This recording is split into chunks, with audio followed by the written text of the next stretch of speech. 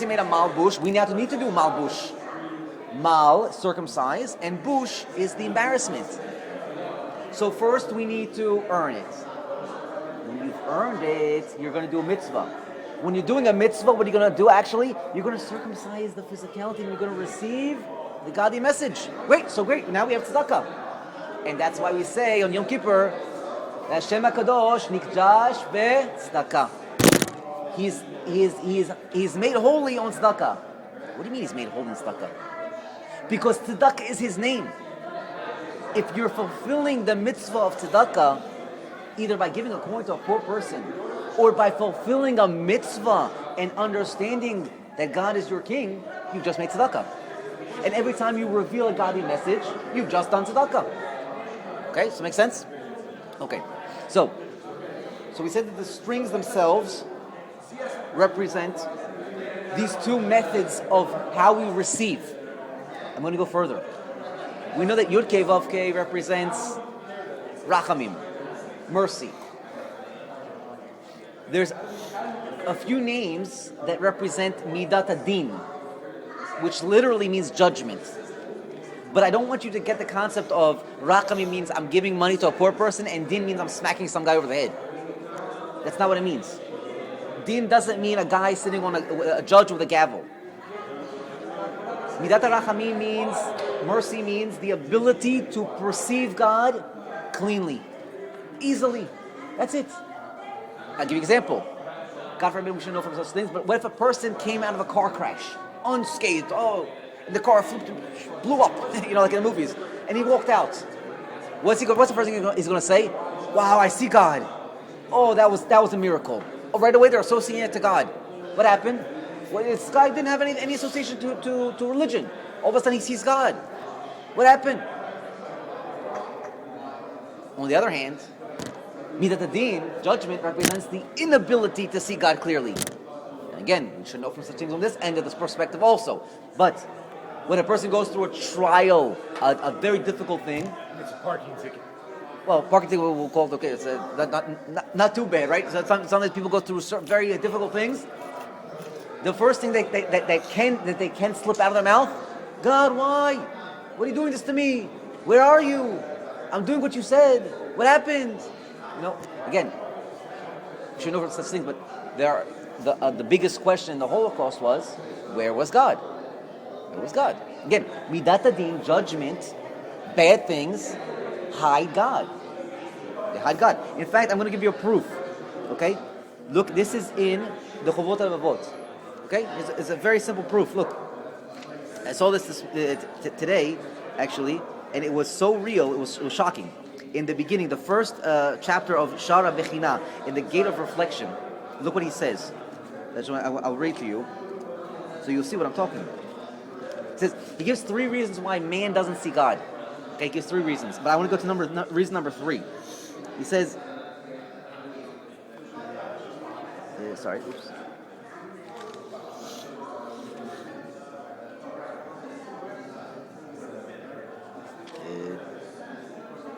If I can find, I'll read it to you. If not, I'll just tell it to you.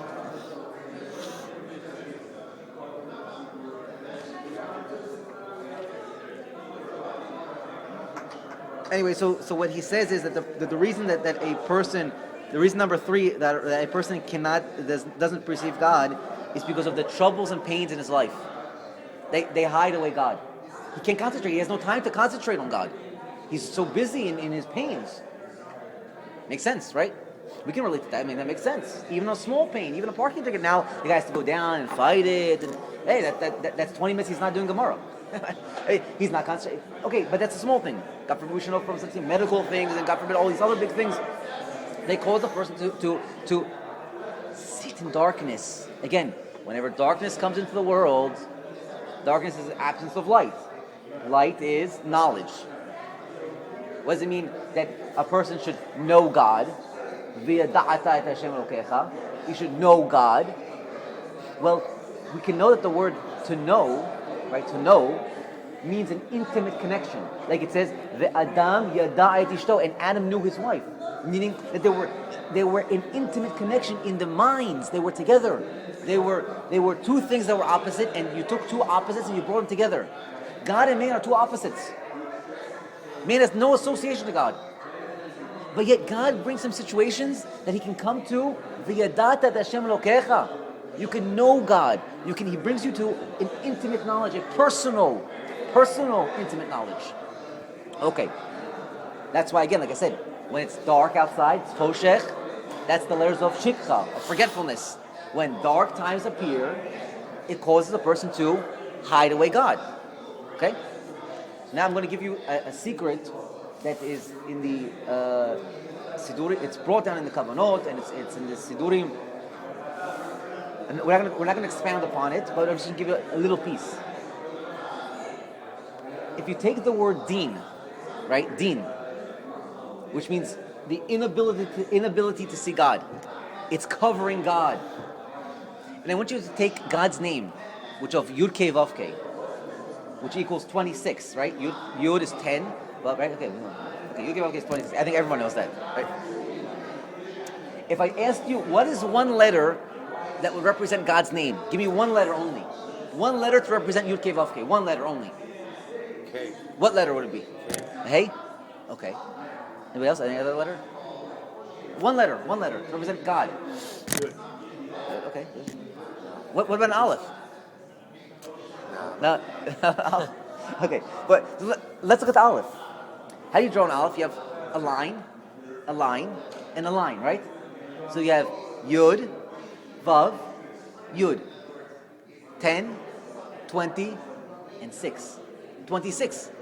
All of a sudden the aleph equals 26. The aleph itself is 26. But you didn't see that when you just looked at the aleph. I saw a letter, I saw lines. What did that just tell us? That a lot of times it's hidden inside something, a deeper message. God's tzedakah is hidden inside a box. If you merit to see the configuration of how things work, you begin to see the mercy, the ability to see God. Now take the aleph, and attach it to the word din. Aleph, Dal, Nun, Yud. Adonai. Now you've just what's called mitukut adin. You've just sweetened judgment. You've just made judgment a difficult situation. You just turned it around and made it able to see godliness. You think about that? This is the secret you should have in mind. Again, this is just a small idea, but again, stretching out. Yeah. To me, it's just an idea to kind of like set your mind about something, and I could just say it like more simply. It's to me. Right. It's too far out. Right. So now let's. Right. The bottom line is. In physicality, it's a message. The bottom line is a message. Right. Okay. But the reason I give you this, is when you daven Shemona Yisrael, right? Okay. How do you start Shemona Yisrael? What's the first word in the Shemona Yisrael? Right. Hashem Sivatai Tifrach, right? Aleph Dal Nun Yud. Where in the siddur do you call God when you want to say Yud Kei Vav Kei by that name? You don't normally call him by that name. How do you call God normally? You call him Yud Kei Vav Kei. How is it seen? How's it written in the siddur? It's written Yud Kei Vav Kei. Aleph Dal Nun Yud is the way we call him, but we don't write it that way normally. Very rarely do we write it that way. Why all of a sudden did they decide to start the Shema Yisrael with this name? Out of all the things? So what do you mean? The Shema Yisrael. Yeah. But I started to see that both names of Hashem. When? In in also, but not in the Shema Yisrael. You don't see both names. All you see is Aleph Dal Nun Yud, the first word. The first word. Ad Hashem Sivatai Tiftach Tiged Edechad. How do they write that word? Aleph Dal Nun Yud. You don't see Yud Kei Vav Kei in there. What happened? Why? Why did they pick that? You always say the name of Hashem Sivatai Tiftach, right? So everywhere else, most places I say Yud Kei, I write Yud Kei Vav Kei, because again, I write the message. When I'm saying it, I'm cloaking my words, are a covering of my emotions that I'm telling you. Does that make sense? That's why whenever you see the word Aleph Dal Nun Yud, it means what? It means a covering. Okay? But now I just give you a hint. When I told you this secret about the tzizit of Aleph Dal Nun Yud, it wasn't just so that it would be an esoteric concept. It was that so you will see this name a lot. You will see it in your Shemona Esrei. And you will start your Shemona Esrei net. And many times you will just say, Hashem, Hashem, open my lips because I'm free. I'm in awe. But what are you saying? Actually, at that moment, what we're saying is, Hashem, Midat Adin is around me a lot. There's a lot of things that cause me to forget you. But you know what? Those things that are trying to cause you to forget you, the pains in my life, the stresses in my life, I'm going to use them to take out a message. And now I can approach you. Because now I got what to tell you. Before I did that, what am I going to tell God? Thank you about what? Thank you about what? If a person doesn't even appreciate what he's getting, how can he thank you about what? So the Chazal wrote him down a word. This word, right before you start, don't take 3 steps forward yet. Hold on, calm down. First, think about what do you want to thank him about. You're about to thank him about life. You're about to thank him about all these things. You're going to thank him also about the parking ticket and about the slip in the mud and the pop tire. You're going to think about all those things also, because those were deen. But those were only deen as long as you let them be deen. Those were only concealment of God as long as you let them be concealment. But if you apply what I'm telling you, you're going to stop it before your Shemona Esrei. You won't go forward. You say, wait a minute, Hashem, the good things I already know about. Those are easy. The kisses that you gave me today are good. But what about the slaps on my face? How can I realize the good in those things? Again, I'm going to go back to the Chovot Levavot. This one I have here. He says, yeah. So I gave you a way to translate it. We know that Midat Adin, right? Right. Actually, it's actually a little bit like kind of like off, because we know that every time that we see Shem Hashem, right, this Gavake Right. is Midat Adin. Right. Every time that we see Elohim is Midat Din. Elohim is one version of Midat Din. Right. One version. Right. So why don't we say Elohim is Midat Din? So you should know like this. Again, this is why I didn't want to go into the names, but Elohim Elohim is Right. Not the name. Right. no, it's a name. But the numerical value of Elohim is 86. The numerical value of the word Hateva, nature, is 86. Elohim represents one type of deen, and Aleph Dal Nun Yud represents another type of deen.